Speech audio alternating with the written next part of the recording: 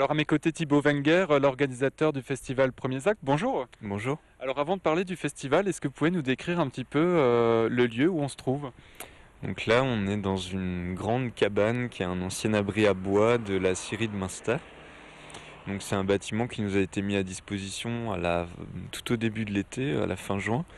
Puis on y a travaillé, on y a mis des cloisons, etc. pour y aménager un gros cube qui fait une sorte de grand théâtre. Alors vous nous avez dressé le décor, mais est-ce que vous pouvez nous parler maintenant de qu'est-ce que c'est le festival Premiers Actes? Alors c'est un rendez-vous qu'on a imaginé qui a débuté l'année dernière. C'est le deuxième été qu'on travaille ici. Il y a 14 projets de jeunes compagnies qui viennent d'un petit peu partout en Europe, donc de Roumanie, de Belgique, d'Allemagne, de France, d'Italie, de Suisse. Je crois que je n'ai rien oublié.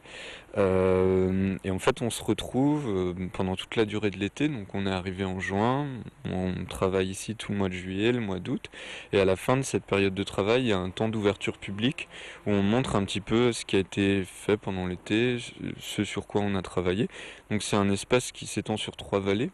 Et on a essayé de penser ça comme un territoire de rencontre pour toutes les équipes qui y travaillent, parce que du coup, on partage le même espace pendant ces mois de travail, et aussi un espace d'expérimentation qui permet d'avoir un plateau, un espace d'hébergement, quelques moyens pour s'acheter un petit peu de décor, un petit peu de costumes, etc. pour mener à bien un projet qui à la base était un projet sur papier, parce que l'une de nos particularités, c'est que on s'engage vraiment comme un lieu de fabrique, enfin comme un lieu où on produit, où on fabrique des spectacles, et on commence à suivre des projets dès l'idée jusqu'à leur réalisation finale, quoi. Alors le festival Premiers Actes dure jusqu'au 20 septembre. Est-ce qu'il est facile de faire venir le public ici dans ces vallées?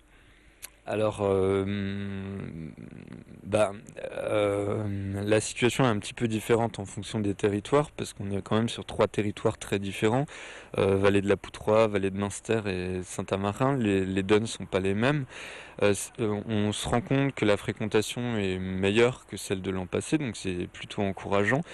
C'est pas non plus un boom, enfin ça grandit doucement. On se rend compte que on était un ovni, puis là on commence à passer au stade de l'objet vaguement identifié, donc on va un petit peu voir les choses, mais ça peut être beaucoup mieux. Enfin, je pense que c'est un travail qui se fait dans la longueur. C'est plutôt sur la bonne voie, même si le chemin est long, parce qu'on est sur des propositions qui sont pas forcément faciles. Alors des propositions justement, qu'est-ce que vous proposez jusqu'au 20 septembre? Donc là, il reste 3 spectacles: La maladie de la mort, dont vous avez les images, mais aussi TBM2, qui est Thomas Bernhard Minetti, qui est le travail d'un jeune metteur en scène strasbourgeois qui s'appelle Matthias Moritz, et Oberösterreich. C'est une mise en scène d'un texte de Frank Xaver Kreutz, de Catherine Umdenstock, qui est une jeune metteur en scène qui a grandi en Alsace avant d'aller s'installer à Berlin. Donc lui, pour la semaine prochaine, TBM et Oberösterreich, c'est le travail, c'est un petit peu un hasard, mais de 2 jeunes metteurs en scène qui ont grandi en Alsace, quoi. Voilà. Très bien. En tout cas, merci beaucoup d'avoir été avec nous, Thibaut. Merci à vous pour votre intérêt. Et puis on a parlé de la maladie de la mort. On va interviewer la metteur en scène dans quelques secondes, juste après quelques images du festival Premiers Actes.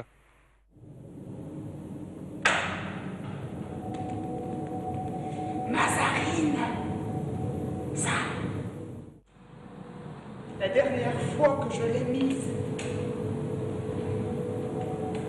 le 27 mars,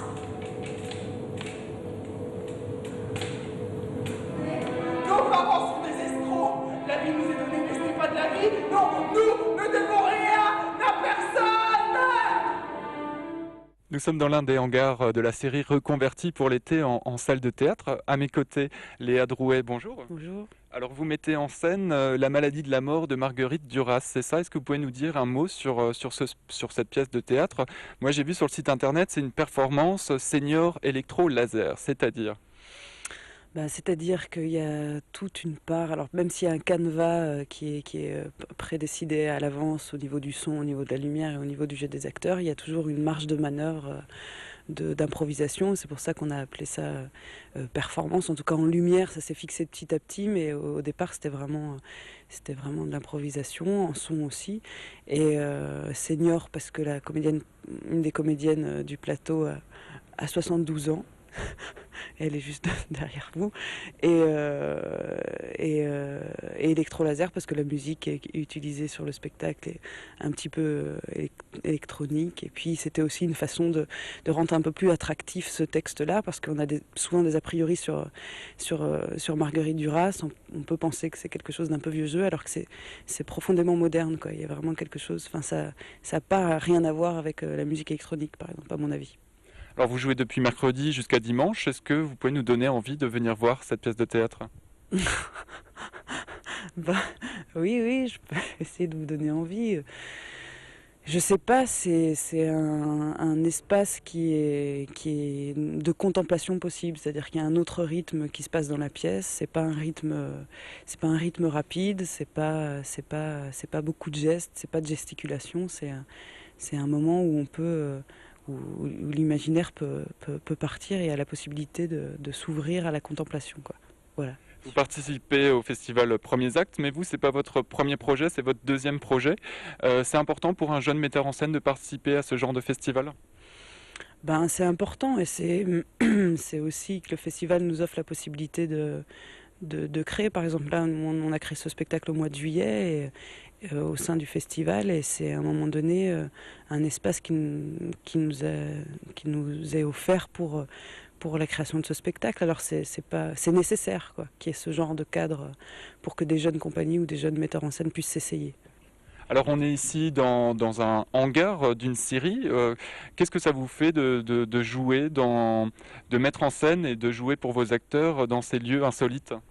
C'est pas un lieu de théâtre, donc à mon avis, pour les spectateurs, ça peut être un peu plus intriguant de venir dans un espace qui n'est pas un lieu totalement institutionnel de théâtre et qui est un peu plus insolite. C'est une manière aussi de valoriser le patrimoine industriel alsacien? Ouais, alors en l'occurrence là, la Syrie, c'est comme ça, hein, c'est pas non plus le bâtiment le plus chargé de patrimoine, mais à Vesserlin, pendant le festival à Vesserlin, dans l'ancienne usine textile, c'est vrai qu'on investit des bâtiments qui